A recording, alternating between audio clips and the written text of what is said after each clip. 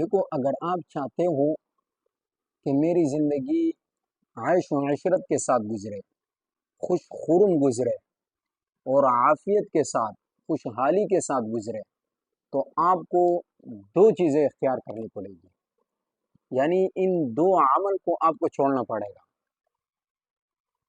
یہ وہ دو عمل ہے کہ جب نوح علیہ السلام نے کشتی بنائی اور کشتی میں نوح علیہ السلام نے دیکھا کہ ایک بوڑھا آدمی بیٹھا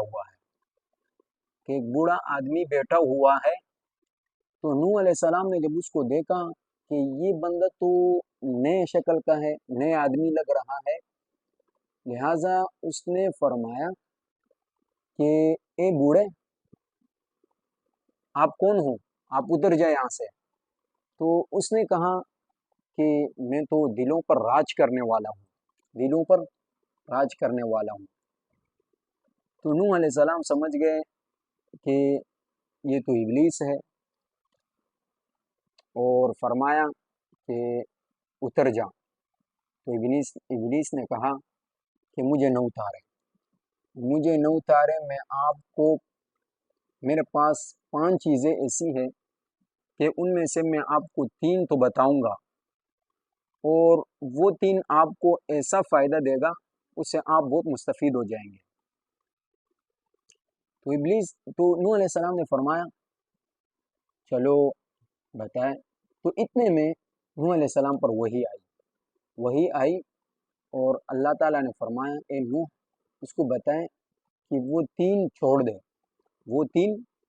دیں اور ان میں سے صرف 2 بتائے اور 3 چھوڑ دیں۔ تو نوح علیہ السلام نے فرمایا کہ اے ابلیس، وہ 3 چھوڑ دیں اور صرف 2 بتائے۔ تو ابلیس نے کہا کہ ان میں سے، یعنی وہ دو یہ ہے کہ میں تو آپ کو نہیں بتا رہا تھا لیکن آپ اصرار کر رہے ہو۔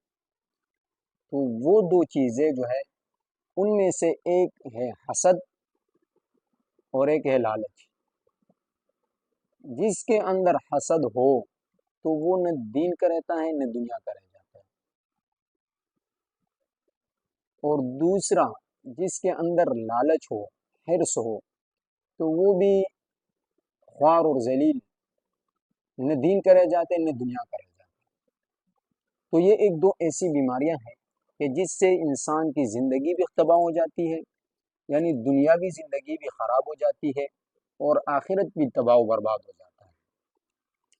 تو جب یہ 2 باتیں ابلیس نے کہا نوح علیہ السلام کو، اور پھر چادر اٹھایا نوح علیہ السلام، یعنی نوح علیہ السلام نے فرمایا کہ پھر چادر اٹھایا اس نے، اور کندھے پر ڈالتے ہوئے ابلیس نے یہ کہا کہ میں تو تباہ و برباد ہو گیا۔ کیوں؟ اس وجہ سے کہ یہ ابھی اپنی امت کو بتائے گا کہ ان 2 چیزوں سے بچو، اور یہ تو میرے ہتھیار تھے اور میں نے اس کو اپنے ہتھیار پہ ہی دیے۔